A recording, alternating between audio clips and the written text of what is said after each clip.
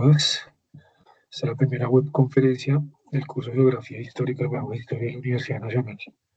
Abierta y a distancia, bienvenidos. Entonces voy a compartir.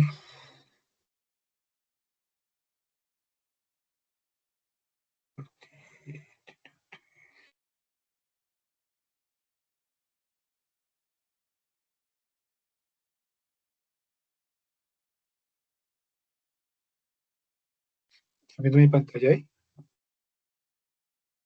Bueno, la presentación, ¿no? Sí. Bueno, vale. Entonces, ay, qué pena.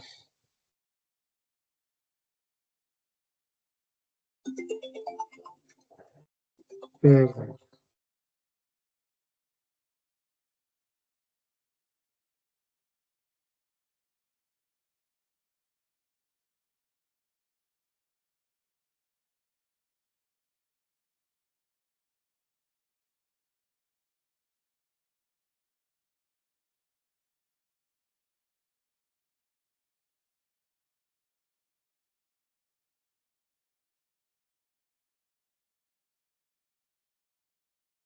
Con ustedes.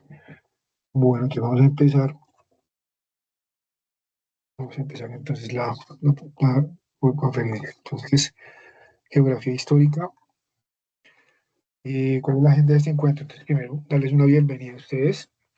La idea es que pues tengan eh, digamos, un comienzo de periodo, que es un periodo intersemestral, ¿no? Que es un poquito más corto, 8 semanas, más corto que el periodo normal, que es el 16.1 o el 16.4 o el 16.5 o 16.2.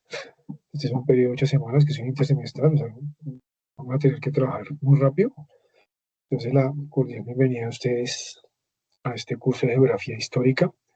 Es uno de los primeros cursos que se ve en el programa de historia de la universidad, ¿no?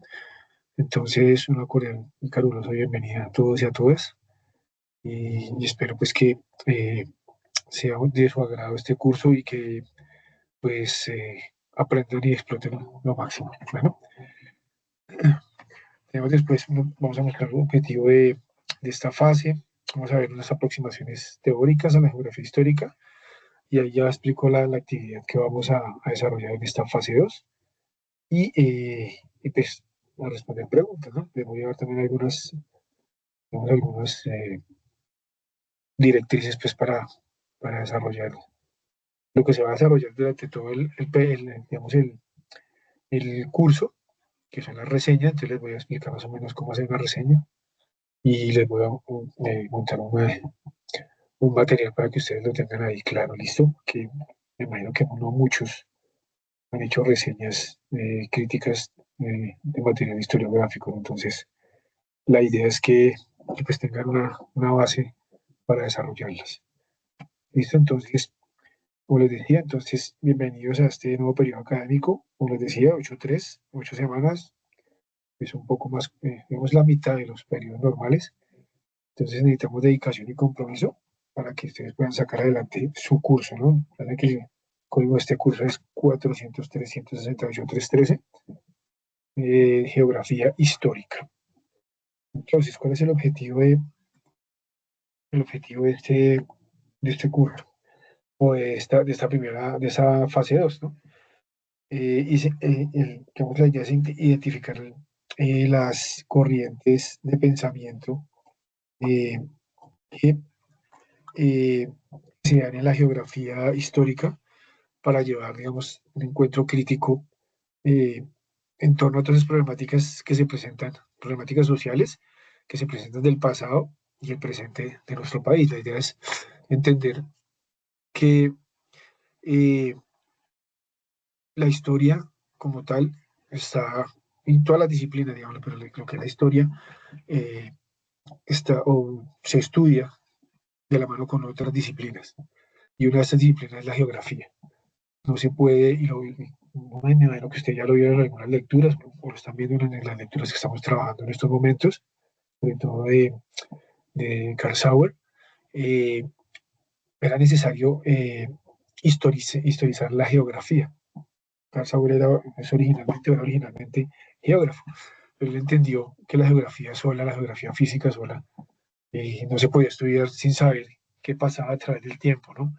Entonces se sabía que se tenía que estudiar historia para saber qué pasaba en un espacio físico. Entonces la idea de él era mirar esas problemáticas sociales del pasado, cómo afectaban el entorno físico y así mirar también el presente, de cómo se ha venido, digamos, ese trasegar a través del tiempo en los diferentes espacios físicos y dar explicación a muchos, muchos de, digamos, sucesos y muchas consecuencias de lo que estamos viviendo hoy. Y también tenemos que tener en cuenta también, y ya que ustedes van a ser historiadores, de que no se puede estudiar la historia sin utilizar otras disciplinas y fuera de eso no se puede estudiar la historia simplemente en un contexto definido. O sea, estudiar la historia de Colombia es solo quedarnos en Colombia, porque la historia es, eh, digamos, el contexto está permeado por muchos sucesos y lo podemos estar viendo en estos momentos. Si vamos a explicar por qué está pasando todo lo que está pasando en estos momentos en Latinoamérica, por qué está pasando lo que está pasando en estos momentos en Colombia, tenemos que mirar por qué está pasando lo que está pasando en el mundo, cómo afecta todo lo que, digamos, todo lo que está pasando a nivel global, cómo afecta a Latinoamérica, cómo afecta a Colombia, cómo afecta a nuestro entorno. Todo va concatenado, todo va, digamos, tiene una relación. Entonces no se puede dejar de lado o pensar que lo que pasa por allá en Medio Oriente no nos va a, digamos, a afectar en ningún momento a nosotros. Si ustedes se dan cuenta, eso que está pasando en Medio Oriente en estos momentos y que ha venido pasando durante más de 70 años, nos está afectando en estos momentos a nosotros en cuestiones políticas. Entonces, no se puede dejar de lado lo que pasa alrededor del mundo sin pensar de que en algún momento nos va a afectar a nuestro entorno, a nuestro contexto inmediato. Entonces, para eso vamos a mirar, por ejemplo, a teóricos como John Van Ausdel, que ofrece, digamos, una visión crítica y una visión panorámica de la evolución de la geografía histórica, pero en Norteamérica. Digamos que vamos a mirar que hay diferentes escuelas que se van a presentar en la geografía histórica. Entonces, como lo indica en ese artículo que ustedes, no sé si alguno de ustedes lo leerá para hacer la reseña, que desde 1950 la geografía histórica se puede dividir en tres periodos eh, que van cambiando van cambiando, digamos, su enfoque de acuerdo a, digamos, a cómo se va desarrollando la disciplina. Entonces, a partir de 1950 hasta el siglo XXI, esta disciplina ha venido cambiando, se ha venido eh, eh, modificando su enfoque, ha venido modificando su manera de pensar y la utilización de diferentes otras disciplinas, pues, para trabajar en, en, el, en este campo, ¿no?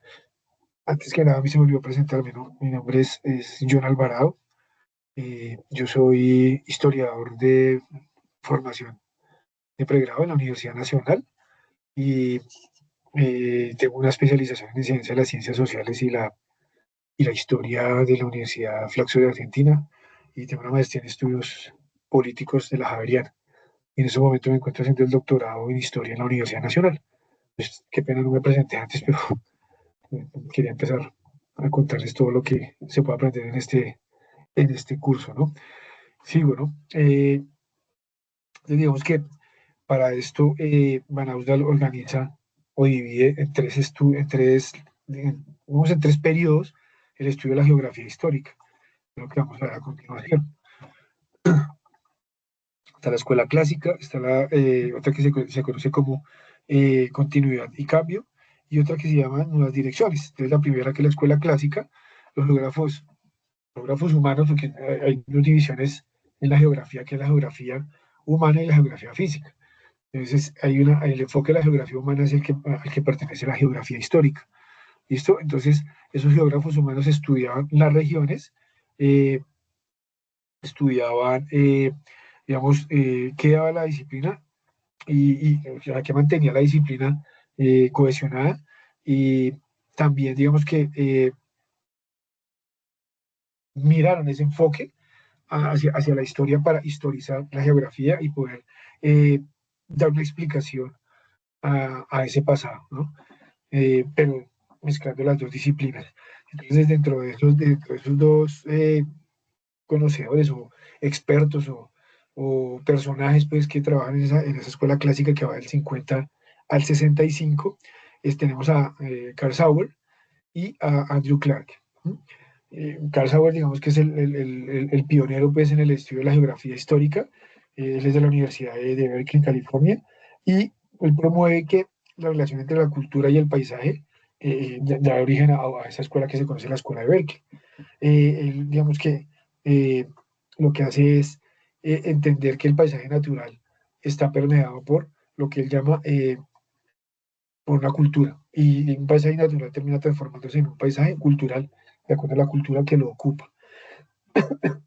El otro personaje que tenemos es Andrew Clark, que desarrolla una propuesta distinta, más orientada a una reconstrucción de geografías pasadas mediante diferentes cortes transversales a través de ciertos momentos históricos, ¿no? Entonces ambos comparten eh, el interés por el trabajo de campo. O sea, eso sí, el trabajo de campo sigue siendo lo más importante en la geografía histórica, como lo hacen los geógrafos, pero enfocado, digamos, en reconstruir ese pasado de esos entornos físicos, ¿no? Eh, en los archivos, porque para el historiador el archivo es muy importante, en los mapas, que ya digamos que se tiene como otro de esas fuentes que le va a dar uno mucha información para reconstruir el pasado, y el estudio de las regiones, eh, como digamos que consolidando todo eso como una unidad metodológica para el desarrollo de la disciplina, ¿no?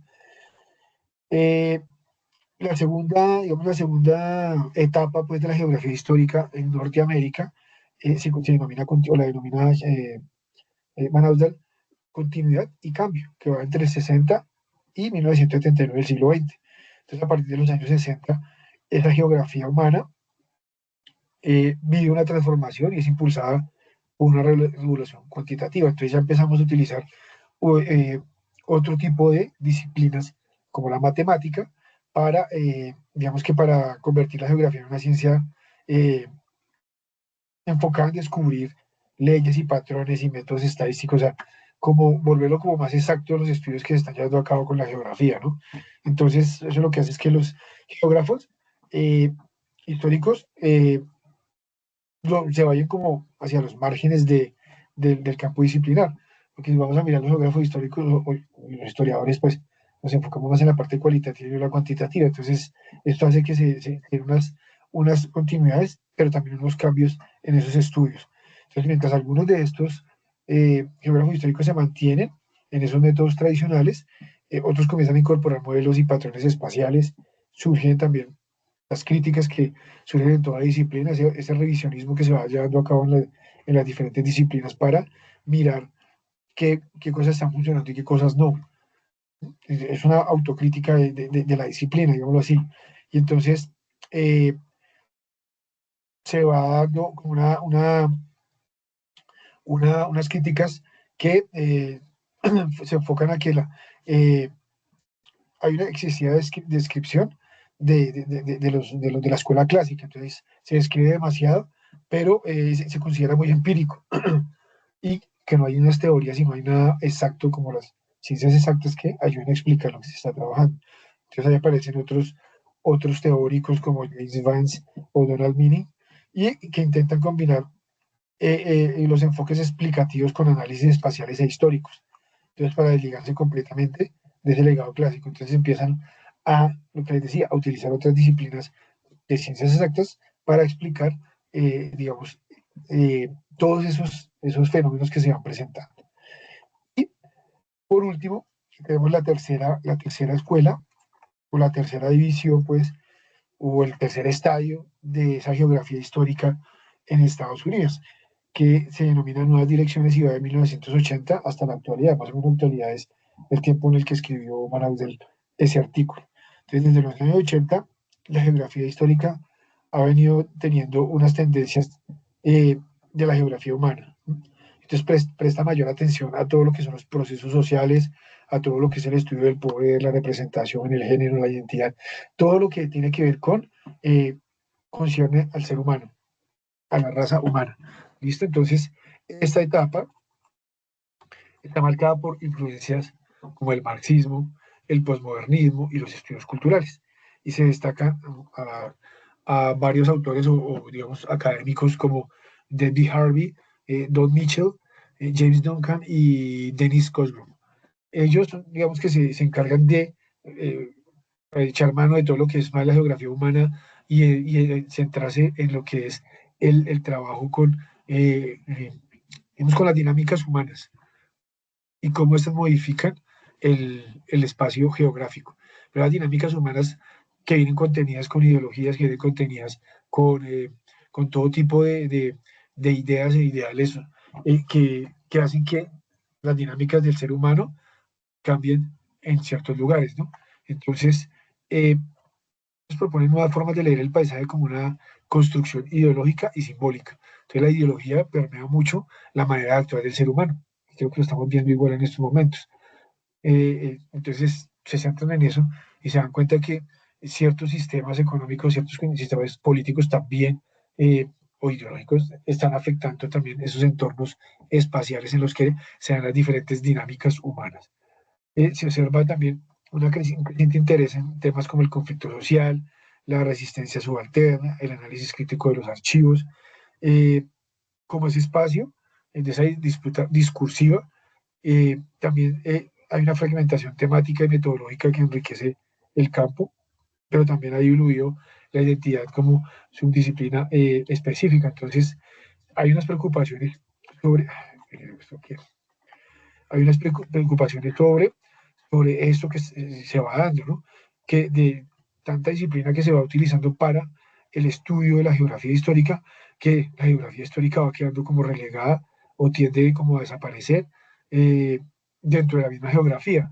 Entonces, todo eso se va viendo dentro de ese artículo que expone Van Austen. Finalmente, ¿qué concluye ese artículo? Y para que ustedes lo tengan en cuenta y esas aproximaciones teóricas, que esta es una de los enfoques, ya luego ustedes lo van a ver si leen Carl Sauer o si leen, no me acuerdo cuál es la última, miramos cuál es la otra lectura que está en esta guía, ¿no? Para que ustedes la hagan y miren esas aproximaciones teóricas. Entonces, Van Austen lo que hace es que a pesar de que hay una vitalidad y hay una diversidad actual en la geografía histórica en Norteamérica, porque hay otras escuelas que la inglesa y la otra creo que la francesa, hay un sentimiento, o se mantiene un sentimiento eh, de marginalidad entre los practicantes de geografía histórica. Lo que pasa, y digamos que una paradoja para todos ellos, es que es una disciplina muy influyente, pero está menos cohesionada. Entonces, que se ha reflejado logros, porque si vamos a mirar cualquier investigación histórica, eh, hace uso de la geografía o cualquier investigación geográfica o de geografía humana hace uso de la historia para sus investigaciones. Y muchas veces vamos a mirar hasta la geografía física también para mirar, para tener en cuenta esos cambios que se van presentando en el entorno físico. ¿Listo? Entonces, esas son, digamos, una de grandes rasgos de esas conclusiones. Ya los que van a tomar esa lectura, pues lo verán más adelante.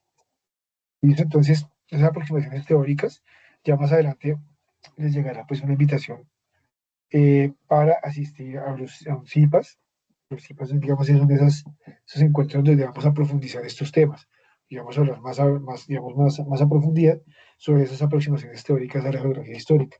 Vamos a mirar a Marco, vamos a mirar a otros teóricos, tanto historiadores como geógrafos, que han desarrollado esta disciplina. ¿Listo?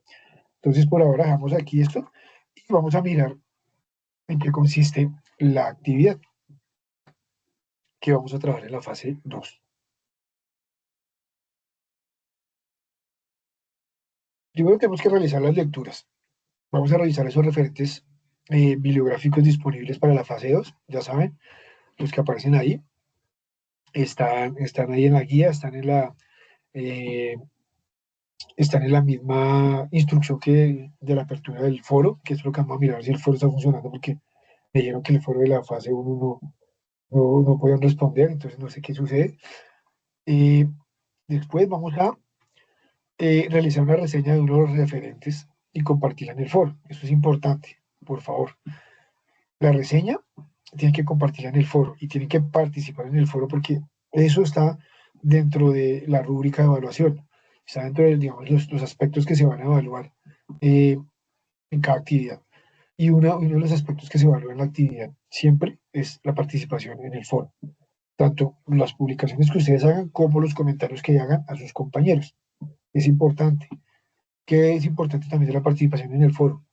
Que no se puede dejar para los 3 últimos días sino que tiene que hacerse lo más pronto posible. Yo sé que tienen que leer, entonces no le está pidiendo que hoy abrir el foro, ya mañana, pero ya tendrán que estar participando en el foro, ya tendrán que estar mirando, enviando su reseña o haciendo su reseña y participando en el foro, eh, haciendo preguntas, bueno, en fin, también comentando los aportes de sus compañeros, bueno, pero recuerden, la participación en el foro se tiene en cuenta y mucho dentro de la calificación. Y aparte de realizar la reseña que tienen que publicar en el foro, ustedes tienen que entregar un documento con unas especificaciones que están en la misma guía, ¿sí? Con un mapa conceptual, con la información obtenida a partir de los referentes bibliográficos de la fase 2. Entonces, dentro de la guía igual está la explicación y ahorita la abro para que la observemos y la revisemos, eh, con base en qué información es que se desarrolla el mapa conceptual. Ojo, revisen bien, hay digamos, unas plataformas o aplicaciones, Canva, bueno, de ese tipo de aplicaciones donde ustedes pueden hacer esos mapas conceptuales. ¿Listo? Entonces revisen bien que sean mapas conceptuales, busquen los organizadores gráficos, mapas conceptuales y hacerlo como es, porque muchas veces me están presentando un mapa conceptual como un mapa mental o un cuadro sinóptico y no es lo mismo, no es lo mismo, ¿listo? Entonces tengan en cuenta eso. Entonces, realizan las lecturas, ustedes escogen qué lectura van a realizar. eh, esa lectura que ustedes van a realizar, de esa lectura van a hacer una reseña y con base en esa información que se obtiene de esa lectura, ustedes van a hacer un mapa conceptual. ¿Listo? Hay unas preguntas que están ahí, unas preguntas orientadoras. ¿Listo? Este es la referencia de la UDAL, Medio Siglo de Geografía Histórica en Norteamérica. Es un artículo que está en la historia crítica, que es una publicación de la Universidad de los Andes. ¿Listo? Entonces, vamos a mirar primero que todo. Yo comparto esto. Ay, compartir. Listo. Vamos a mirar entonces cómo escribir una reseña. ¿Listo? Entonces aquí tengo una infografía. Bueno, hice el paso a paso y utilicé la IA para hacer esta infografía para que a ustedes les quede mucho más claro cómo hacer una reseña crítica. Una reseña crítica en historia, ¿no? Entonces lo primero que hace es investigar el contexto y la tesis. Primero hay que leer. ¿Leer qué? Algunas de las lecturas, algunos de los textos que están puestos ahí en la guía. Cuando se investiga el contexto y la tesis, pues investigar el contexto es mirar quién escribió ese artículo, qué hizo esa persona. Que ahí siempre se hace un pequeño parrafito que explica quién es el autor, los estudios del autor y qué ha escrito así importante. Y ahí sabemos eh, si es especialista o no en el tema que ustedes están leyendo. Ahora, se identifica qué quiere demostrar el autor y se analiza la ideología, formación y periodo histórico. Listo, digamos que con esa investigación, con esa eh, observación o con donde determinar cuál es la tesis que quiere exponer el autor. Se evalúa la solidez del argumento, entonces se detectan si existen sesgos, si faltan evidencias o hay debilidades para determinar si el texto es coherente o no. ¿Listo? Entonces ustedes miran si ustedes ven que el autor es objetivo con lo que está exponiendo, si el autor argumenta bien, si utiliza unas fuentes confiables y fuertes para, eh, digamos, exponer su argumento y su tesis, y no tanto su tesis, sino aprobar o desaprobar su tesis. ¿Listo? Entonces, esa es, digamos, la otra parte importante. Ustedes evalúan digamos, qué tan sólido es el texto que están leyendo mirando lo que les estoy diciendo. Si hay sesgos, si faltan evidencias o si hay debilidades para determinar si el texto es coherente o no. Entonces ustedes entenderán si es coherente, si hay una coherencia, una cohesión, una línea, eh, una línea discursiva clara. Entonces, ustedes determinan eso. Eh, Hay una diferencia entre un resumen y una crítica. El resumen, que casi siempre lo que se hace en una reseña crítica es lo primero es hacer pequeños o hacer un resumen muy corto de qué trata la lectura. ¿No? Y es no solo contar la historia, sino también hace análisis se interpreta sobre los argumentos. Entonces, eso también va dentro de ese pequeño resumen y crítica, ¿no? El resumen me va contando, pero también yo voy mirando si, por ejemplo, en la primera parte, o si está por subcapítulos, o si hay apartes del artículo, si un artículo está dividido por aparte, entonces en la primera parte, que se llama tal, el autor habla sobre esto, pero se encuentra que eh, falta o no tiene fuerza argumentativa porque puede que utilice o utiliza muy pocos, digamos, referentes para eh, reforzar la idea principal de este capítulo o parte del texto. ¿Listo? Entonces así se va haciendo cada una de las eh, resúmenes con respecto al texto. ¿No? Y se va opinando. Al final, ya la segunda parte, ustedes hacen una redacción y una estructura final. Entonces, con respecto a la redacción, se organiza el texto en tres partes. El primero es la estructura, de ese texto a introducción, entonces hace un contexto de qué es el texto, lo que les decía, del autor, de qué ha escrito el autor, en qué temas es especialista, eh, la introducción del texto que se va a reseñar, el desarrollo y el análisis de ese mismo texto que se está reseñando. Entonces, dentro de ese análisis está esta parte que yo les digo aquí, resumen y crítica, que van, digamos, van contando en qué consiste el libro o las partes del texto o el libro, bueno, casi siempre son eh, eh, textos cortos, ¿no? Porque entiendo que ustedes pues están estudiando así a distancia porque están trabajando y están haciendo cosas, entonces no pueden tener la dedicación como me tocaba a mí en la universidad, que era un libro semanal. Por cada asignatura que yo veía, un libro semanal haciéndole reseña. Aquí son, digamos que son artículos eh, que no son tan largos. ¿Listo? Entonces la idea es que ustedes reseñen esos artículos haciendo esa interpretación y esa opinión crítica del texto. Entonces lo van organizando en introducción, el contexto, desarrollo, esta parte que es resumen y crítica, y por último la conclusión, hace una valoración final de ese texto que están reseñando. Entonces, en esa conclusión ustedes me van a contar si que, digamos, digamos, es una opinión personal, una opinión que siempre, o siempre es personal, es una opinión sobre el texto, pero con argumentos. Entonces, para concluir, se puede decir que el texto de Van Ausdel eh, cuenta y hace un buen análisis de las tres escuelas o las tres fases de la geografía histórica en Estados Unidos, pero digamos que se puede quedar corto en el capítulo o en la primera parte porque la fuerza argumentativa, de acuerdo a los referentes que está utilizando eh, no son lo suficientemente, digamos, académicos, en fin, algo así. Esa puede ser una conclusión corta. ¿Listo? Y así se organiza el texto en tres partes. Entonces ahí está la introducción, el análisis y la conclusión, que es la valoración final. Y por último se hace una revisión y una coherencia, revisión y coherencia final. Se verifica ortografía, por favor. Ya estamos en universidad, estamos estudiando historia y un historiador tiene que saber escribir. ¿Listo? Es importante que aprenda entendido. Entonces, revisar ortografía, porque me he encontrado todo lo que yo dictando este curso y otros cursos, me he encontrado con unos horrores de ortografía que para una persona que está en la universidad y que está estudiando historia, digamos que ya no. ¿Listo? Entonces hay que hacer una revisión ortográfica, por favor. ¿Listo? Otra parte, asegurarse de la postura personal, que esté bien fundamentada, lo que les decía ahorita. Si hay una postura personal, pero tiene que estar fundamentada, tiene que estar argumentada con textos, tiene que estar argumentada con evidencia, pero en fin, ¿listo? Que ustedes O sea, no es que me parece que el libro es chévere porque es fácil de leer y es interesante. Punto. No, eso no es una postura personal fundamentada. Les puedo decir que eso no es nada.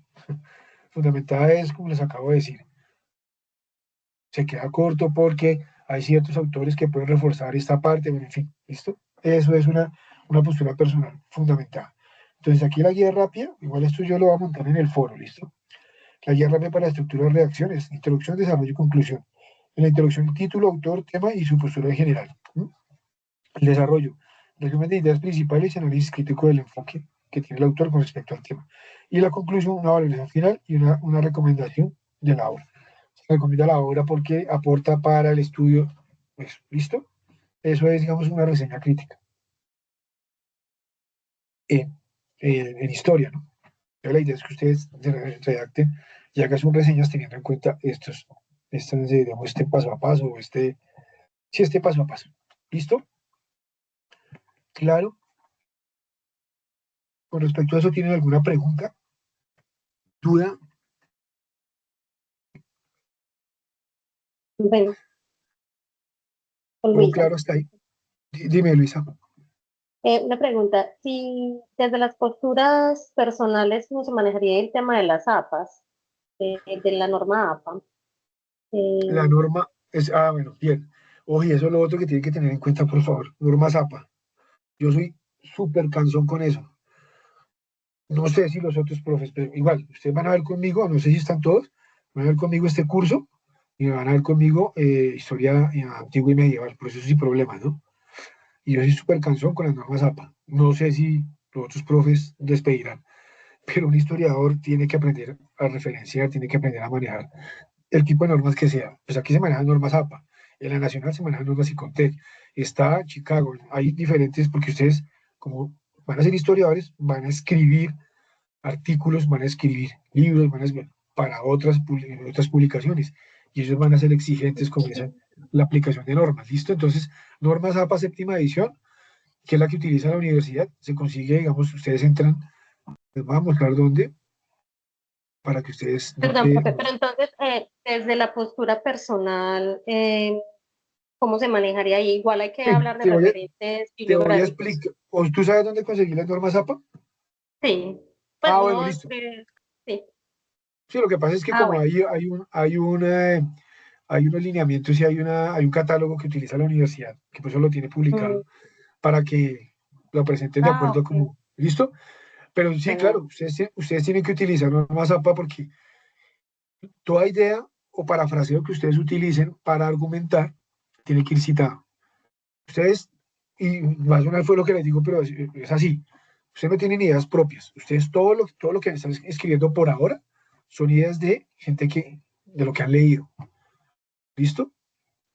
Ya ok, cuando ustedes se dale. gradúen, cuando ustedes investiguen y hagan sus propias conclusiones y saquen sus propias, ahí ya empiezan porque ustedes también tienen que citarse cuando ustedes hagan investigaciones ya y saquen sus libros o sus artículos y los van a citar en otras investigaciones o artículos que ustedes hagan, se tienen que citar, ¿listo? Pero por ahora, ideas y parafraseos que van para argumentar, eh, digamos, en esta parte de las reseñas, tienen que ir citados. ¿Y dónde están? Pues en las normas APA están cómo citar un parafraseo, cómo citar una idea literal con menos de 40 preguntas, de palabras, o una idea con más de 40 palabras. ¿Listo? Ahí está en las normas APA, pero todo se tiene que citar. ¿Por qué? Porque cuando ustedes pasan su trabajo por Turnitin, si ustedes no citan bien, les va a aparecer un nivel eh, de, de coincidencia muy alto. Y es porque no saben citar. Entonces, si no está bien citado, el Turnitin los va a coger y va a decir que es un plagio. ¿Listo? Pues para que no Se suceda lo eso, pregunto, profe. exacto. Para que no suceda Yo, eso, dime. perdón. Yo lo pregunto es porque, pues, digamos que se supone que uno saca como las conclusiones de acuerdo como las lecturas y las redacta. Entonces, Sí, a la hora de hacer, por ejemplo, no, pues, hablando pues que también estoy en el de mundo antiguo, mm, y en el de geografía, pues digamos que uno, pues a partir de la experiencia y de las lecturas uno empieza a crear como una especie de discurso, llamémoslo de esta manera, pero entonces ahí si es la opinión, que es como la conclusión de todo lo que yo voy leyendo, no sabría ahí entonces cómo se referenciaría en normas APA. Pues no te, si yo no estoy citando ni parafraseando, no sé entonces, o de pronto tenerlo en cuenta en la bibliografía, porque finalmente son mis conclusiones. Sí, Entonces, pero no sé. por eso te estaba diciendo ahorita cómo se pueden redactar las conclusiones. ¿Listo? Este Ah, ok. libro, este texto, o este referente, o el trabajo de Ah, Van Ausdal es recomendable porque, digamos, ofrece a la geografía histórica, tal. Pero, digamos que se puede, y se puede reforzar porque según Sauer, ¿sí lo voy a entender?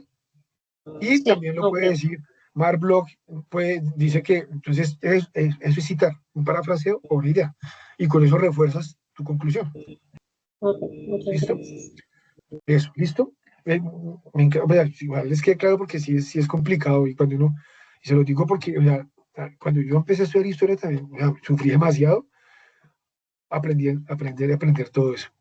Porque para la historia eso es impajaritable, o sea, ustedes tienen que aprender a citar cualquier idea, cualquier conclusión, y sobre todo al principio que en serio, uno no tiene ideas propias, no las tiene todavía, se va formando a través de, ¿listo? Entonces, y eso nos lo decían a nosotros los profesores, ustedes no tienen ideas propias por ahora, ustedes tienen que citen porque ustedes eso lo leyeron en algún lado y lo están parafraseando, y es así, lo leyeron en algún lado y lo están parafraseando, ¿listo?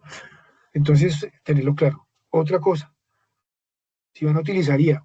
Yo me doy cuenta cuando utilizan IA. Y el Turnitin también me muestra si utilizan IA. ¿Listo? Procuren escribir sus cosas ustedes. Utilicenla, escriban. Si van a utilizar IA, utilícenla para corregir la redacción. ¿Listo? Es una herramienta. No le estáis diciendo que no lo utilicen. Es una herramienta. Utilícenla para corregir la redacción. Porque uno muchas veces escribe y se van, faltan comas, faltan puntos, digamos, hay guías demasiado largas, entonces la IA le ayuda a uno y sin embargo no es un 100% perfecta la redacción de una IA, pero sí le ayuda a corregir a uno ciertas, digamos, malas reacciones. ¿Listo? Entonces, si la van a utilizar, pero que no sea, hágame la reseña de Tri y meto el texto y ya, porque yo me doy cuenta. Y el Turnitin también. ¿Listo? Porque hay cosas que la IA no, de la hora que no las hace bien todavía, como las citas, como los parafraseos, todo ese tipo de cosas, ¿listo? Pero la reacción sí se la puede ayudar a corregir. Y lo otro que ustedes pueden hacer, de manera de consejo, es que lo que ustedes escriban, póngaselo a leer a otra persona. Si la persona entiende lo que ustedes están leyendo, está bien redactado. Si la persona no lo entiende, siempre, bueno, pero ¿qué quiso decir acá? ¿O qué quiso decir en esta parte? Entonces ahí es donde uno tiene que preguntarse, ¿está mal redactado? Creo que está mal redactado porque si la persona no me entiende lo que yo quiero decir acá, es porque, si me voy a entender, eso le sirve a uno mucho también para corregirse cuando escribe. Y fue un consejo que me dieron alguna vez también cuando estaba estudiando historia. Lo que usted escriba, póngaselo a leer a otra persona y esa persona, si entiende, si no le hace preguntas de qué quiere decir acá, es porque la idea que usted está exponiendo ahí está bien redactada. ¿Listo? Entonces, esos son consejos que yo les doy a ustedes con respecto para que empiecen su trabajo ya en lo que es sus escritos, en lo que es en la historia, ¿no? En los estudios de historia, que más o sea, uno le van enseñando. Aunque creo que hay un compañero aquí tenemos que ya es sociólogo creo que es, no sé, Diego, ya es sociólogo de la universidad, eso fue Diego. Listo, entonces él dice, ya, yo creo que si es sociólogo ya debe saber cómo se escribe, cómo se parafrasea, bueno, cómo se cita y todo ese tipo de cosas. Y sociología e historia van casi como de la mano. Listo, entonces, lo otro que les iba a compartir, lo de la guía, vamos a mirar lo de la guía. Profe, perdón, yo Dime, Juliana. tengo, bueno, buenas tardes para todos. Con respecto a las citas, bueno, lo que pasa es que para mí la modalidad es muy nueva. Yo llevo 10 años sin estudiar, entonces, mm, pues esto ha sido un poquito caótico. Mm, pero estaba escuchando que preguntaban que en la página de la universidad está cómo citar, porque esa parte sí a mí me ha costado bastante, entonces quería como que me contestar esa parte donde puedo buscar lo de ¿Estás las viendo la citas, pantalla porque ahí? yo, dime, ¿Estás viendo la sí pantalla ahí? estoy, Sí. Listo, ajá, ya te sí, muestro dónde entonces. Tú entras normalmente a tu campo. ¿Sí ¿Estás viendo? Donde están sí, tus también, cursos. Exacto, entonces tú entras aquí donde dice biblioteca. ajá, ¿Ahí? Ahí en biblioteca, espérate que me está... Listo. Ahí en biblioteca uno entra aquí a catálogo en línea. Ah, no, catálogo en línea no mentiras. Perdón, pues ese. No es catálogo en línea, sino es... Aquí. Servicios. Documentación. Bueno, aquí. ¿Lo cambiaron? Cambiaron esta parte, no puede ser. Acerca de derechos, servicios. Mm, ahora me cambiaron esto. Cambiaron esto. Hay una parte donde no encuentra. Ahora que mal. ¿Sí? Que hay una parte donde no entra y ahí están todo lo que son. No voy a entrar a eso. Inicio. Biblioteca. Apoyo a la investigación, extensión, información, orientación. Tampoco esto. Ay, Dios.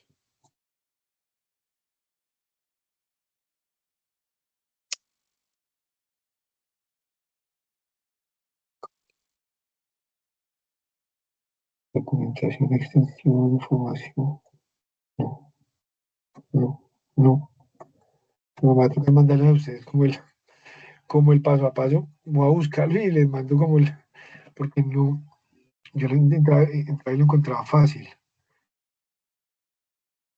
Actividad, no, tampoco.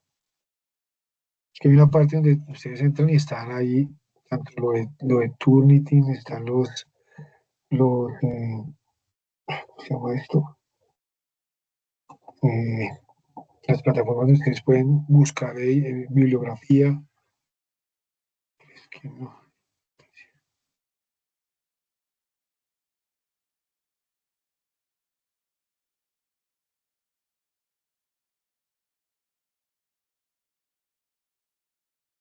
aquí no es. No.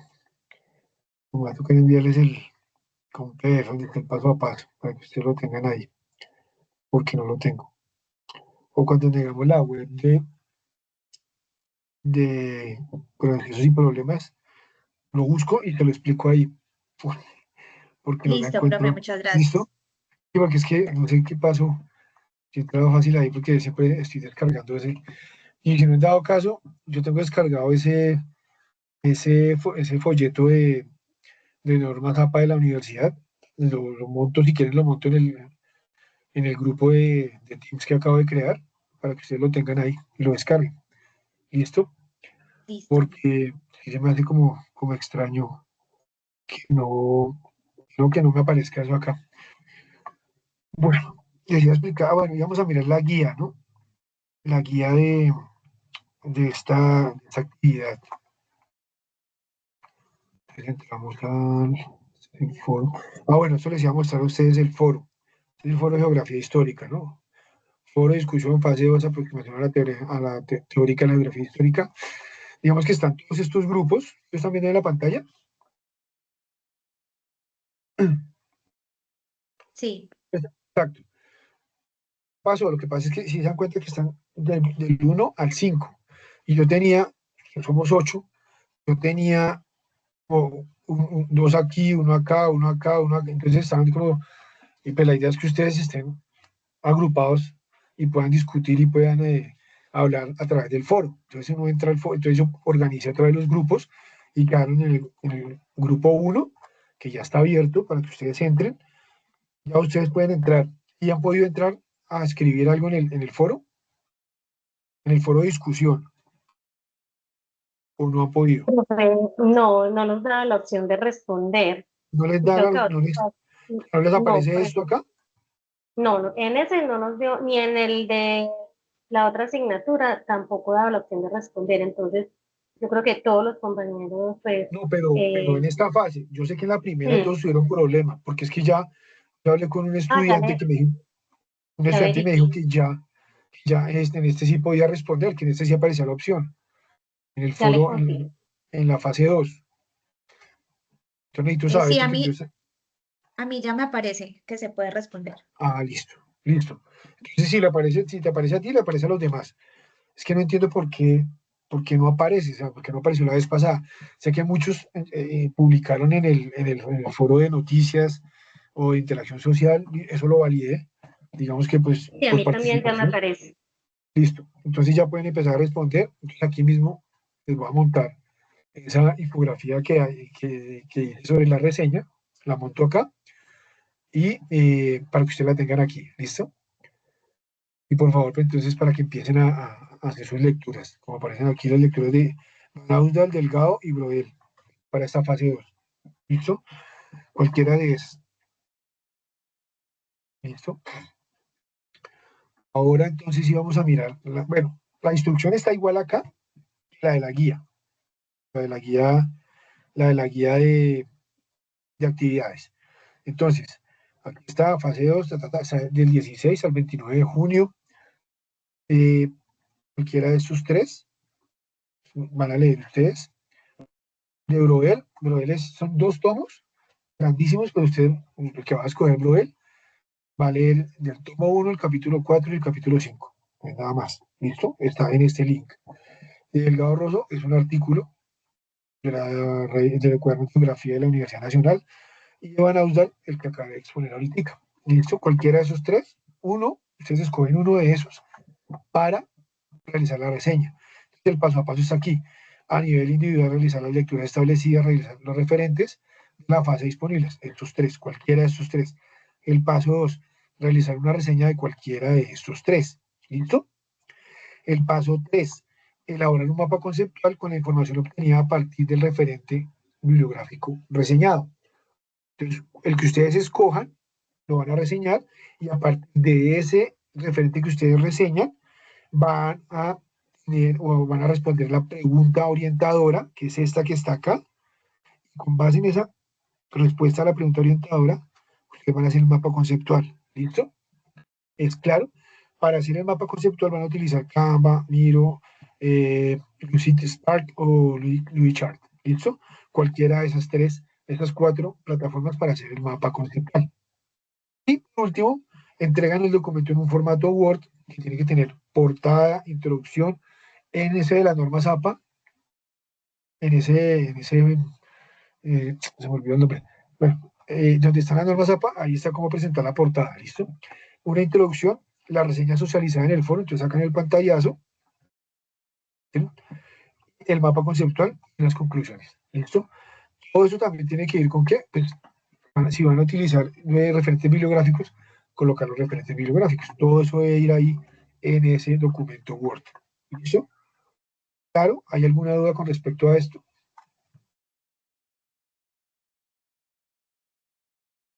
Ok, entonces, el pantallazo del foro también iría en el Word, o sea, mejor dicho, ese Sí, sería como el trabajo condensado. sí, porque es que, ¿qué pasa? Digamos que la reseña yo la reviso y la realimento. Y ya sé que ustedes participaron, ¿listo? Porque ustedes publicaron su reseña. Ahora, ustedes publican su reseña y los otros compañeros van a hacer lo mismo, entonces ustedes van a mirar también la reseña del compañero y la van a comentar, porque eso también lo miro, ¿listo? Yo también miro que ustedes no solamente publiquen y ya, porque si ustedes van a mirar y les aconsejo que revisen la rúbrica de evaluación, ahí se va a mirar, publica su reseña y solamente hace su aporte individual, pero no comenta a ningún compañero del grupo. ¿Listo? Eso. Entonces, para que ustedes revisen bien las rúbricas para saber qué se les va a calificar. ¿Listo? Para que después no me estén escribiendo. Profe, lo que pasa es que, ¿sí?